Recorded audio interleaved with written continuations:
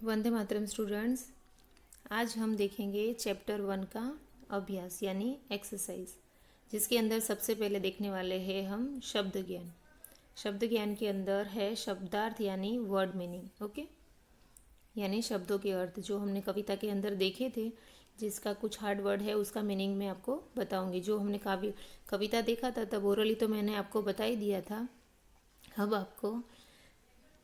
अब आपको ये रिटर्न में दिखा रही हूँ। ओके, सबसे पहले है बस यानी काबू या फिर वश, जिसको इंग्लिश में कहते हैं कंट्रोल।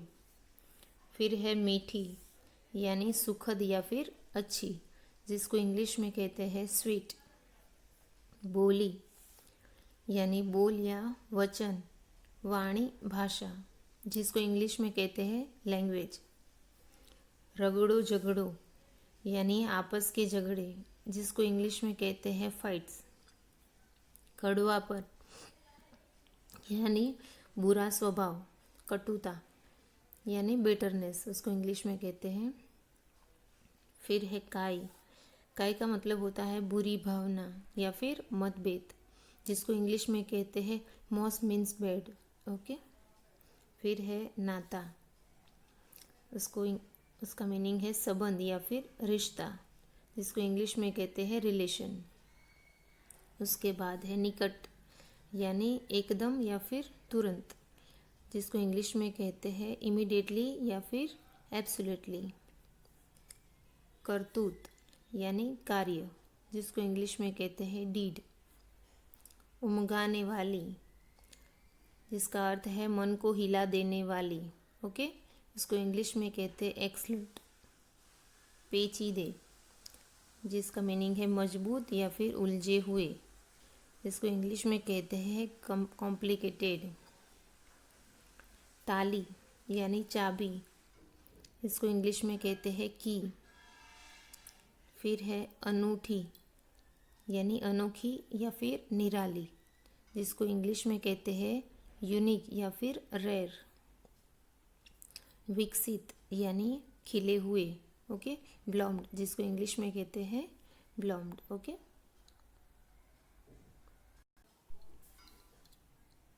अब हम देखेंगे समानार्थी शब्द यानी सिनोनिम्स। ओके, जिसके अंदर सबसे पहले है मीठी। मीठी यानी मधुर या फिर सुखद या फिर मधु।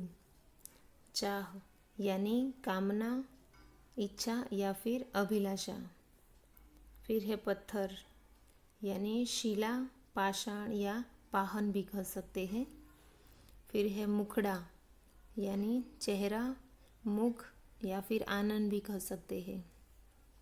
लाली, जिसका है क्रांति, चमक या फिर आभा। निराली यानी अद्भुत, अनूठी, अनोखी। ओके, अब हम देखेंगे मुहावरे यानी आइडियोम्स। ओके, उसके अंदर सबसे पहले है आंखों का तारा।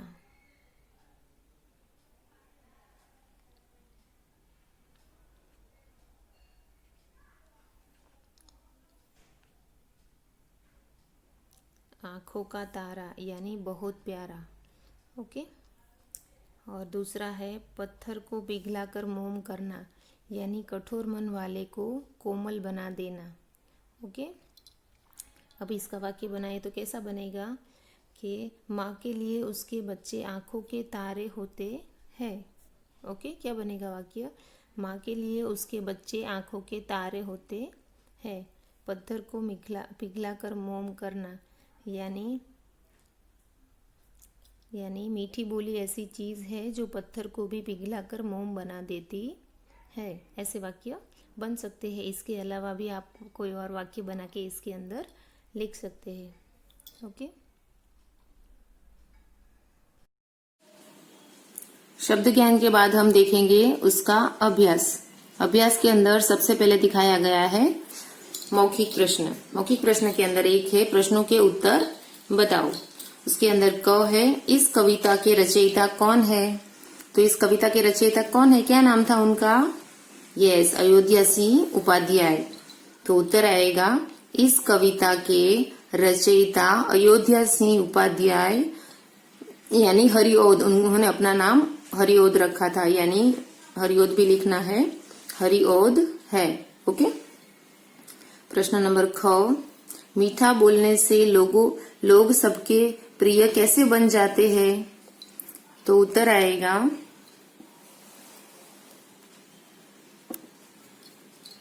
मीठा बोलकर लोग सभी को अपने बस में करके सबको प्रिय बन जाते हैं, सबके प्रिय बन जाते हैं। फिर प्रश्न नंबर ग, मीठी बोली पत्थर को पिघलाकर क्या बना देती है? कविता में हमने पढ़ा था ना, क्या आएगा? यस, मोम। तो उत्तर में लिखेंगे मीठी बोली पत्थर को पिघलाकर मोम बना देती है। ओके।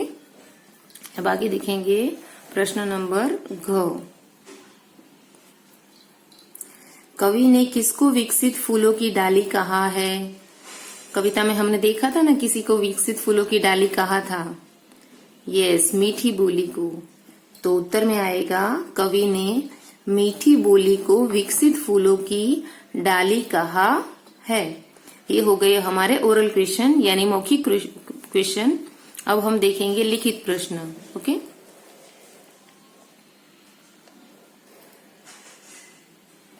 लिखित के अंदर है प्रश्नों के उत्तर लिखो।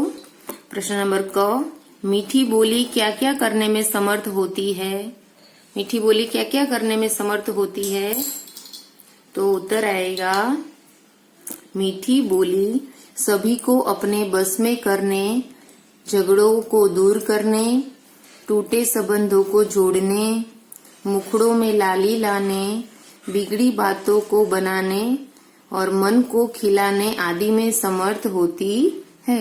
इसके अंदर पूरी कविता का भावार्थ हमें शॉर्ट में लिखना है, सारी चीजें आ जानी चाहिए, ऐसे उसका आंसर लिखना है। ओके। अभी प्रश्न नंबर ख देखेंगे, मीठी बोली प्यार बीज है बोने वाली। कवि ने ऐसा क्यों कहा है? ये जो लाइन है कविता के अंदर वो कवि ने क्यों कही है, तो उसके बारे में उत्तर लिखेंगे। तो उत्तर आएगा कवि ने ऐसा इसलिए कहा है क्योंकि मीठी वाणी ही ऐसी होती है जो प्यार का बीज बोती है। जहाँ प्यार होता है वहाँ संबंध जुड़ते चले जाते हैं। ये पंक्ति कवि ने क्यों लिखी है? क्योंकि मीठी वाणी से ही प्यार का बीज मीठी वाणी ही ऐसी वाणी है जिससे प्यार का बीज बो सकते हैं, और जहाँ प्यार होता है वहीं संबंध जुड़ते चले जाते हैं। ओके। अभी प्रश्न नंबर ग, मीठी बोली की तुलना सुगंध और खिले हुए फूलों की डाली से क्यों की गई है? ओके। मीठी बोली की तुलना सुगंध और फूलों की डाली से क्यों की गई है? तो उत्तर आएगा मीठी बोली की तुलना सुगंध और खिले हुए फूलों की डाली से इसलिए की गई है क्योंकि मीठी बोली का प्रभाव महकाने वाला यानी खुश करने वाला, कौंस में क्या लिखेंगे? खुश करने वाला होता है, तथा मुरझाए चेहरों को खिला देता है, ऐसा स्वभाव होता है। इसलिए मीठी बोली की तुलना सुगंध और खिले हुए फूलों से की गई है। ओके। अब देखेंगे प्रश्न नंबर घ। ओके। प्रश्न नंबर घ के अंदर है मीठी बोली का जीवन में क्या महत्व है? 4-5 पंक्तियों में उत्तर लिखो। ओके। तो उत्तर के अंदर 5 पंक्तियों में यानी 5 सेंटेंस के अंदर आंसर लिखा हुआ है, जिसके अंदर फर्स्ट वन है मीठी बोली मन को खिला देती है। क्या करती है? मन को खिला देती है। सेकंड वन के अंदर आएगा मीठी बोली बिगड़ी बातों को बना देती है। क्या करती है?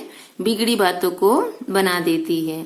थर्ड वन है यह सभी प्राणियों को अपने बस में कर लेती है। मीठी बोली क्या करती है? सभी प्राणियों को अपने बस में कर लेती है। फोर्थ वन है यह आपसी कड़वाहट को समाप्त कर देती है। मीठी बोली क्या करती है? कड़वाहट को समाप्त कर देती है। फिफ्थ वन है यह टूटे नातों को जोड़ने का काम करती है। मीठी बोली क्या करती है? टूटे नातों को, रिश्तों को जोड़ने का काम करती है। ओके। अभी प्रश्न नंबर ड देखेंगे। देखा आपने, ज्यादातर सारे आंसर फोर्थ या फिफ्थ सेंटेंस के अंदर ही है। ओके। प्रश्न नंबर ड, इस कविता का नाम मीठी बोली क्यों रखा गया? संक्षेप में लिखो। ओके। उत्तर में आएगा, इस कविता का नाम मीठी बोली इसलिए रखा गया है क्योंकि इसकी सभी पंक्तियों में मीठी बोली के प्रभाव की चर्चा की गई है। ये नाम क्यों रखा गया है? उसका सबसे पहला रीजन ये है कि उसकी सारी पंक्तियों के अंदर किसके बारे में बात की गई है? मीठी बोली के बारे में, उसके प्रभाव के बारे में चर्चा की गई है। और दूसरा है, सभी काव्य पंक्तियों में मीठी बोली, मीठी बानी बोलकर मधुर व्यवहार को अमल में लाने की प्रेरणा दी गई है। दूसरा क्या है कि जो सारी पंक्तियां है वो सारी पंक्तियों के अंदर हमें मीठी बोली बोलकर मधुर व्यवहार को अमल में लाने की प्रेरणा की बात की गई है, इसीलिए इसका नाम मीठी बोली रखा गया है। ओके, अभी आगे देखेंगे। ये लास्ट क्वेश्चन है जो, इस कविता से आपने क्या सीखा? यानी ये कविता से आपको क्या सीखने को मिला? इसका आंसर आप ओरली भी लिख सकते हो। ओके, अपने हिसाब से भी। यहाँ लिखा गया है, इस कविता से हमने सीखा कि हमें हमेशा मीठी बोली ही बोलनी चाहिए। सबसे पहले तो यही सीखने को मिलती है ना, सबसे बड़ी बात, कि मीठी बोली ही हमें बोलनी चाहिए। ये कविता से हमें सीखने को मिला। इसके अनोखे प्रभाव से हम सभी इसके वश में हो जाते हैं। ये मीठी बोली यानी मीठी बोली के अनोखे प्रभाव से हम सभी इसके वश में हो जाते हैं। ये बात हमें सीखने को मिली। इसका आंसर आप अपने हिसाब से भी लिख सकते हैं। ओके, तो यहाँ पे ये चैप्टर खत्म होता है, यहाँ पे ये क्वेश्चन आंसर खत्म होते हैं। नेक्स्ट वीडियो में हम इसके आगे की एक्सरसाइज देखेंगे। Okay, bye friend.